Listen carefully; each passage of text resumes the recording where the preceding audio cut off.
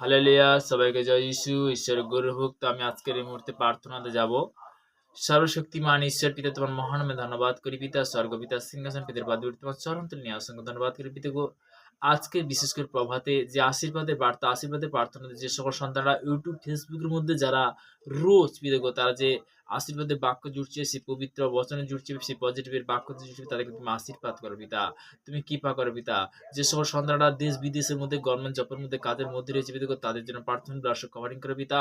পিতা গো, মুহূর্তে প্রার্থনা করছি পিতা গো, আত্মীয় স্বজন পাড়া প্রতিবেশী কুটুম্ব সবার জন্য প্রার্থনা দর্শক কভারিং করে সুরক্ষিত রাখবে পিতা গো। ভারতবর্ষের বিভিন্ন প্রান্ত থেকে যে ইন্ডিয়ান সৈনিক পিতা গো, বিভিন্ন কাস্ট থেকে পিতা গো, আমি প্রত্যেকটা মা প্রত্যেকটা বাবার জন্য প্রার্থনা করছি, তাদেরকে সন্তানকে যে সমর্পণ করছি আমাদের ভারতবর্ষের দেশের জন্য পিতা গো, তাদেরকে তুমি দীর্ঘ আয়ু দিয়ে আশীর্বাদ করবে। যে সব সন্তানরা তারা বিশেষ করে যে ডিউটির মধ্যে রয়েছে, তাদেরকে তুমি দীর্ঘ আয়ু দিয়ে আশীর্বাদ করে কৃপা করো পিতা। তুমি কৃপাবান হিসেবে, মঙ্গলময় হিসেবে পিতা গো, সর্বদা যে বিভিন্ন কাস্ট হিন্দু মুসলিম খ্রিস্টান জৈন বুদ্ধ, আমি সবার জন্য প্রার্থনা করছি পিতা গো। তোমার দর্শক কভারিং করে তুমি সুরক্ষিত রাখো পিতা গো। আজকের বিশেষ করে তুমি যে শান্তির বচন, যে আশীর্বাদের বচন তুমি নিয়ে আসছো, তোমাকে অসংখ্য ধন্যবাদ করি পিতা। এই প্রার্থনা মিষ্টি প্রেমের মহান যিশুর নাম থেকে চালাম, আমেন আমেন আমেন। হালেলুয়া, প্রভু স্তুতি হোক। তো আমরা আজকের বিশেষ করে যে বাক্যতে যাব। তো বাক্য দ্বারা বলতে কি যে মথি লিখিত সুষমাতা তার ৭ অধ্যায় ১ পদে যে কি পরের বিচার করিবার কথা, এখানে পরিষ্কার লেখা আছে পরের বিচার করিবার কথা।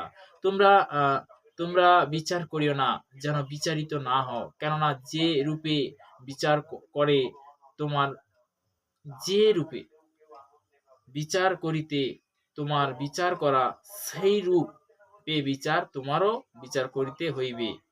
এই রূপে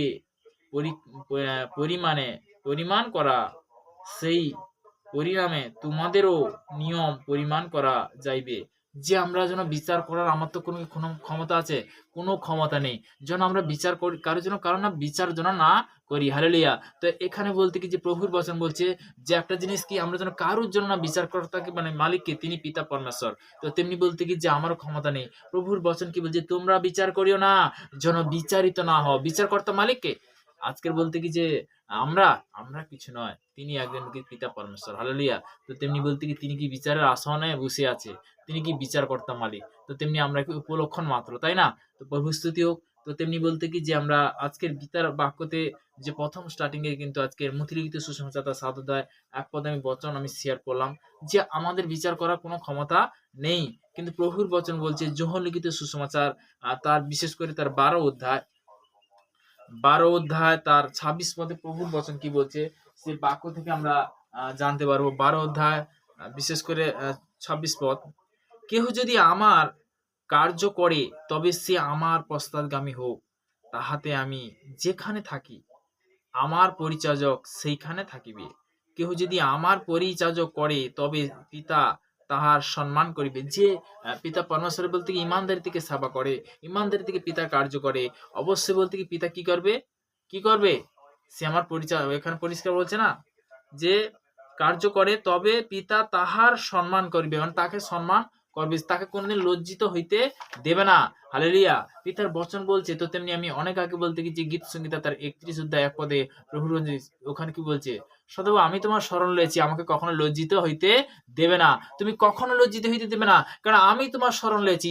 একটা জিনিস ভাববে যে ঈশ্বরের সন্তানরা, আজকে সব থেকে বড় জিনিস যে আমরা কিন্তু বিভিন্ন ভাবে বলতে কি যে আমরা আজকে প্রথম স্টার্টিং এ মানে পিতার বাক্য কি হলো যে তোমরা বিচার করো না, যেন বিচারিত না হও। তো তেমনি বলতে কি যেন এটা না করি, কিন্তু পিতাকে সম্মান করতে শিখো, ঈশ্বরকে সম্মান করতে শিখো। পিতার বাক্য কি বলছে যে আমরা অনেক ব্যক্তি আছি, অনেক ঈশ্বরের সন্তান আছি। তো তেমনি পিতার বাক্য বলছে যে দ্বিতীয় বিবরণ ২৮ অধ্যায় তার ১ পদে যে ওখানে প্রভুর বচন কি বলছে, আমি তোমাদের ঘন যে সকল আজ্ঞা আদেশ করিতেছি যত্নপূর্বক পালন করিবার জন্য, যদি তুমি আপন ঈশ্বর সদাপ্রভে মনোযোগ সহকারে কর্ণপাত করো, তবে তোমার ঈশ্বর সদাপ্রভু পৃথিবী সমস্ত জাতির উন্নত করিবেন। হালেলুয়া।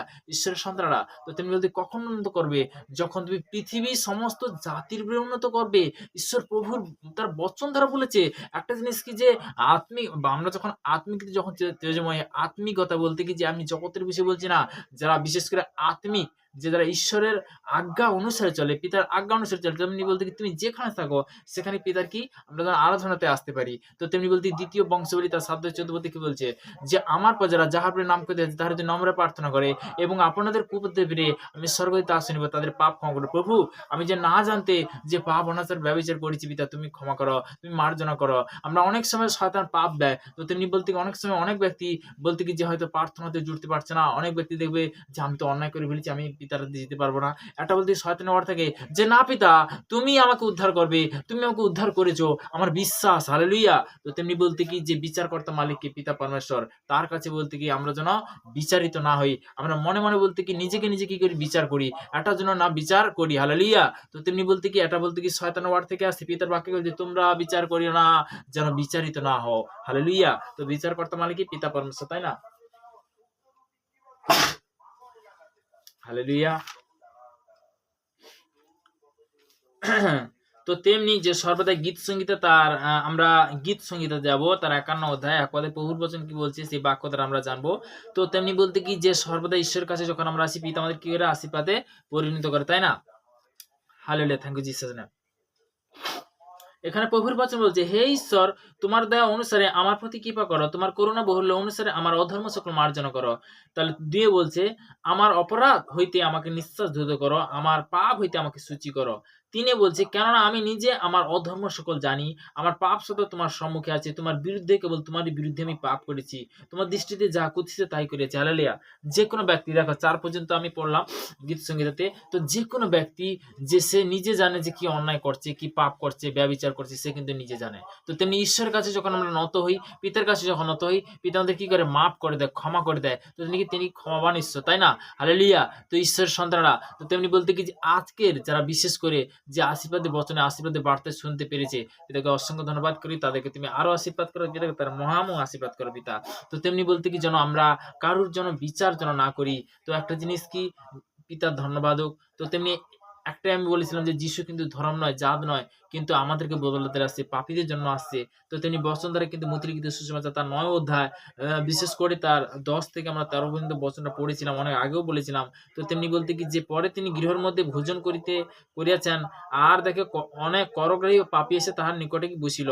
তাহা দেখে ফরিসীরা তাহার শিষ্যদিগকে কহিলেন তোমাদের গুরু কি জন্য করগ্রাহী ও পাপীদের সহিত ভোজন করেন? তোমরা কি শুনিতে পাইলেন না? শুনিয়া শুনিতে কি কহিলেন সুস্থ লোকেদের কি বললো, তাহা শুনিয়া তিনি কহিলেন সুস্থ লোকেদের চিকিৎসকের প্রয়োজন নেই, বরং মৃতদের প্রয়োজন আছে। যিশু কি বললো যে আমি ভালো মানুষের জন্য আসিনি, কিন্তু তোমরা গিয়ে শিক্ষা করো এই বচনের মর্ম কি, আমি দয়া চাই বলিদান নয়, কেননা আমি ধার্মিক দিগকে নয় কিন্তু পাপী দিগকে ডাকিতে আসিছি। কিন্তু স্বয়ং ঈশ্বর তার একমাত্র পুত্রকে পাঠিয়েছিল কি পাপী দিগকে বিচার করার জন্য, তাই না? হালেলুয়া। প্রভু স্তুতি হোক। তো আমরা প্রার্থনাতে যাব। তো সর্বশক্তিমান ঈশ্বর পিতা মহান আমি ধন্যবাদ করি পিতা, যে সকল সন্তানরা ইউটিউব ফেসবুকে যারা দেখছে পিতা এই মুহূর্তে পিতা তাদেরকে প্লাস কভার করে পিতা, এবার কথা বলে চাঙ্গা আল্লাহ কভার করে দেশ বিদেশের মধ্যে আমি সবার জন্য প্রার্থনা করছি পিতা। এই মুহূর্তে যারা কর্মজীবনের কাজের মধ্যে রয়েছে তাদের সবার জন্য প্রার্থনা করছি পিতা।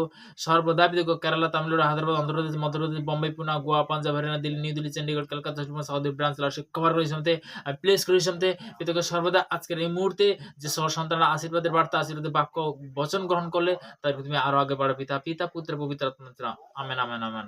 হালেলুয়া। সবাইকে জয় যিশু, ঈশ্বর গৌরব হোক। তো তেমনি বলতে কি যে সর্বদা 2025 সাল আছে, তো তেমনি বলতে কি যে আমরা সবার জন্য পরস্পর সবার জন্য প্রার্থনা করে থাকি।